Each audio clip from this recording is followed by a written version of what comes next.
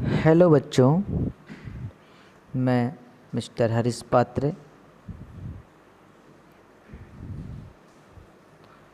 अतिथि प्राध्यापक विषय प्राणी शास्त्र, शासकीय नवीन महाविद्यालय औड़गी, जिला सूरजपुर। आज की कक्षा में हम समसूत्री विभाजन का अध्ययन करेंगे। ठीक है, माइटोसिस डिवीजन। क्या होता है माइटोसिस डिवीजन? समसूत्री कहने का मतलब है समान विभाजन। इसमें जो कोशिकाओं का जो विभाजन होता है वह कैसा होता है? समान प्रकार से होती है। ठीक है, इंट्रोडक्शनल पार्ट में अपन देखें तो कह सकते हैं कि समसूत्री विभाजन का इसमें जो केंद्रक होते हैं उसका 2 बराबर भागों में इसका विभाजन होता है। याद रखिएगा, महत्वपूर्ण बात, इसमें केंद्रक का बराबर विभाजन होता है, न्यूक्लियस का डिवीज़न होता है इसमें। ठीक है, समझ में आई बात?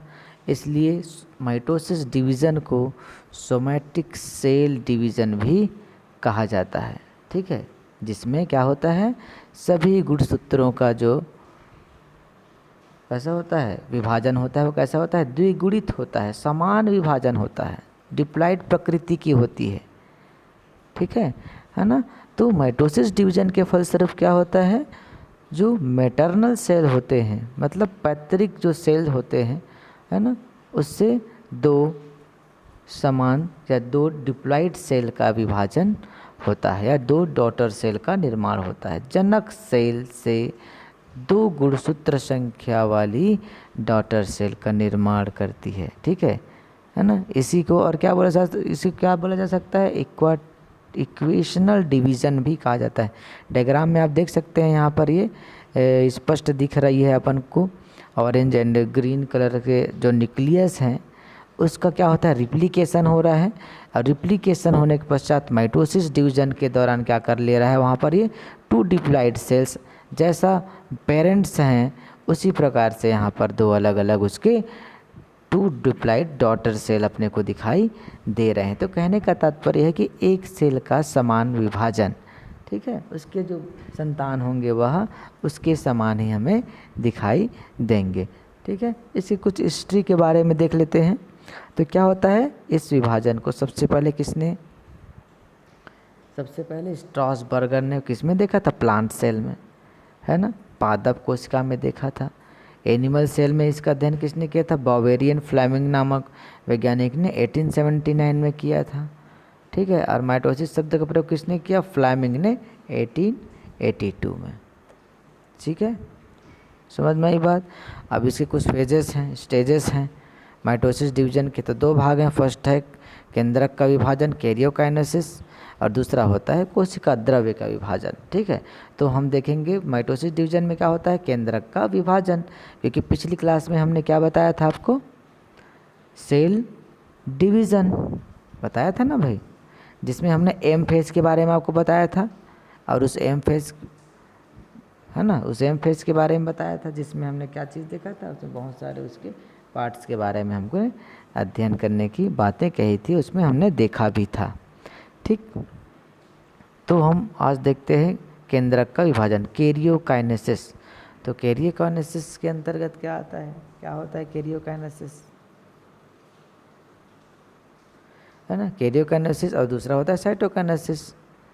ठीक है, तो कैरियोकाइनेसिस होता है इस अवस्था में एक केंद्रक से 2 संतति केंद्रकों का निर्माण। मैंने कुछ देर पहले ही आपको बताया कि इस अवस्था में केंद्रक का विभाजन होता है। कैसा होता है? समान विभाजन होता है। ठीक है, अब केंद्रक विभाजन होता है। अब इसको 2 भागों में बांटा गया है कैरियोकाइनेसिस को। कौन कौन सा 2 भाग है? फर्स्ट होता है अंतरावस्था, दूसरा होता है माइटोटिक फेज होता है ना। तो अंतरावस्था में क्या होता है? संपूर्ण विभाजन का लगभग 90 से 95% जो भाग होता है ना, इतना समय जो लगता है वो इंटरफेज में लगता है। मैंने इंटरफेज कल के क्लास में मैंने बताया था, पिछली क्लास पे, जिसमें G1 phase, S phase, G2 phase, G0 phase, है ना, ये सारे फेजेस को मैंने बताया था। ठीक है, स्पष्ट किया था मैंने आपको। ठीक है, और केवल जो होता है 5 से 10% का जो समय लगता है वह विभाजन की प्रवस्थाओं में लगती है, जो मैं अभी आपको इसको डिस्क्राइब करूँगा। ठीक है, तो केंद्रक विभाजन के विभिन्न फेजेज हैं। फर्स्ट है प्रोफेज, दूसरा मेटाफेज, तीसरा एनाफेज और तीसरा एनाफेज, चौथा टीलोफेज। ठीक है, तो नंबर फर्स्ट है प्रोफेज।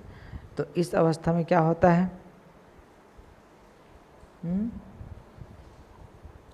इस अवस्था में गुणसूत्र कैसे होते हैं? संघनित होकर स्पिंडल फाइबर से जुड़ने लगते हैं। यहाँ पर डायग्राम में देखिएगा, नंबर फर्स्ट यहाँ पर प्रोफेज, ईयरली प्रोफेज में देखिएगा कि इस समय जो होते हैं यहाँ पर ब्लैक इसमें दिखाई दे रही हैं, जिसमें केंद्रक कला और केंद्रिका जो होते हैं ये इसमें हमें दिखाई नहीं देते हैं, लुप्त हो जाते हैं।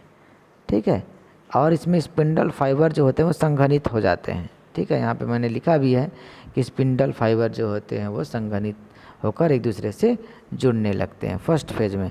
और दूसरी फेज में मेटा फेज में क्या होता है? यहाँ पर इस अवस्था में स्पिंडल फाइबर का निर्माण हो जाता है और गुणसूत्र बीचों बीच में आ जाता है। यहाँ पे देखो ईयरली प्रोफेज और लेट प्रोफेज में कुछ इस तरीके दिखाई दे रहे थे, लेकिन मेटा फेज में इसमें जो क्रोमैटिड्स हैं, यहाँ पे देखो क्रोमोसोम जो हैं ये बिल्कुल बीचों बीच में ग्रीन कलर में आपको क्रोमोसोम्स आपको दिखाई दे रही है। इस समय इस अवस्था में क्या होता है? मेटाफेज स्टेज में क्या होता है कि इस समय जो गुणसूत्र जो होते हैं वो कहाँ पे होते हैं? बिल्कुल मध्य पटलिका पे, बिल्कुल बीचों बीच अपने को दिखाई देते हैं। यहाँ पे लिखा भी है मैंने कि इस अवस्था में स्पिंडल फाइबर का निर्माण हो जाता है और गुणसूत्र मध्य पटलिका पर एकत्रित हो जाता है। ठीक है, समझ में आई बात? महत्वपूर्ण पॉइंट को बस मैं आपको बता रहा हूँ जो अपन को एग्जाम के व्यू पे लिखने होते हैं। उसके बाद है नंबर नेक्स्ट है एनाफेज। तो इस अवस्था में प्रत्येक गुणसूत्र के क्रोमैटिड कैसे हो जाते हैं? आधे हो जाते हैं, या फिर स्पष्ट एक शब्दों में बोल सकते हैं कि एनाफेज अवस्था में क्रोमैटिड्स का विभाजन होता है। ठीक है, तो विभाजन होता कैसे होता है? समान विभाजन होगा। तो इसमें जो क्रोमैटिड्स होंगे वो कैसे हो जाएंगे? आधे हो जाते हैं। और इस अवस्था में गुणसूत्र के दोनों अर्धसूत्रीय भाग पृथक होकर अपने अपने ध्रुवों की ओर जाने लगता है। यहाँ पे देखिएगा ये नंबर नेक्स्ट एनाफेज स्टेज। इसमें आपको ईयरली प्रोफेज में एनाफेज में देखिएगा कि इस समय क्रोमैटिड्स कैसे हो गए? आधे हो गए। पहले 4 दिखाई दे रहे थे। यहाँ पे देखो बेटा, यहाँ पे ईयरली प्रोफेज में भी और यहाँ पर मेटाफेज अवस्था में भी देखिए 4 की अवस्था में थी। ठीक है, और ये बिल्कुल गुणसूत्र जो था बिल्कुल मध्य पटलिका पर थी। समझ में आई बात? और स्पिंडल फाइबर का पूर्ण निर्माण हो चुका था इस अवस्था में मेटाफेज में। लेकिन एनाफेज अवस्था में क्या होता है कि इसके जो गुणसूत्र होते हैं वो कैसे हो जाते हैं? आधे हो जाते हैं। ठीक है, और ये अपने अपने ध्रुवों की ओर विपरीत होकर अपने अपने ध्रुवों की ओर वापस जाते हैं। यहाँ पे मैंने लिखा है, यहाँ पे देखिए ये कुछ यहाँ पर चिपके हुए दिखाई दे रहे हैं ईयरली एनाफेज में, लेकिन लेट एनाफेज में देखिएगा ये जो आधे हुए गुणसूत्र जो हैं वो अपने अपने ध्रुवों की ओर वापस चले गए। देखो कितने दूर हो गए, यहाँ पर सटे हुए थे, यहाँ से एक दूसरे से यहाँ दूर हो गए हैं। दिखाई दिया बात है ना? समझ में आई बात? ओके, अब उसके बाद नेक्स्ट अवस्था देखते हैं टीलोफेज। तो टीलोफेज में क्या होगा? यहाँ पर दिखाई देते हैं, देख लेते हैं कि इस अवस्था में केंद्रक झिल्ली तथा केंद्रक का फिर से निर्माण हो जाता है, जिससे 2 डॉटर सेल का निर्माण हो जाता है, स्पिंडल फाइबर लुप्त हो जाता है और गुणसूत्र अकुंडलित हो जाता है। ठीक है, अब इस समय क्या होता है? पुनः क्रोमैटिन तंतु बन जाते हैं, न्यूक्लियस का निर्माण होने लगता है, कोशिका द्रव्य का विभाजन भी इसी अवस्था से प्रारंभ होता है, जिससे 2 डॉटर सेल के मध्य में एक सेल प्लेट बन जाती है। यहाँ पे दिखाई दे रही है, यहाँ पर एक 2 सेल के बीच में, 2 केंद्रकों के बीच में यहाँ पर एक सेल प्लेट बन गई देखो। और कुछ समय पश्चात इसी अवस्था में ही ये दोनों सेल प्लेट क्या होता है? विभाजित होकर ये 2 अलग अलग सेल का निर्माण कर लेते हैं। इसमें केंद्रक बन जाते हैं, केंद्रक केंद्रिका सब पुनः बन जाते हैं, स्पष्ट दिखाई देने लगते हैं, है ना? और इसका विभाजन होने से क्या होते हैं? इसके सेल प्लेट क्या हो जाते हैं? बटकर 2 केंद्रक का निर्माण कर लेते हैं। ये देखो 2 अलग अलग केंद्रक बन गए। अब इसमें क्या होगा? पुनः विभाजन होगा। यहाँ पे मैंने लिखा भी है, इस अवस्था में न्यूक्लियस का निर्माण होने लगता है। ठीक, और इसी अवस्था में ही कोशिका द्रव्य का विभाजन प्रारंभ होता है। अब नेक्स्ट फेज आ गई इसका साइटोकाइनेसिस, और दूसरा मैंने क्या बताया था? कैरोकाइनेसिस।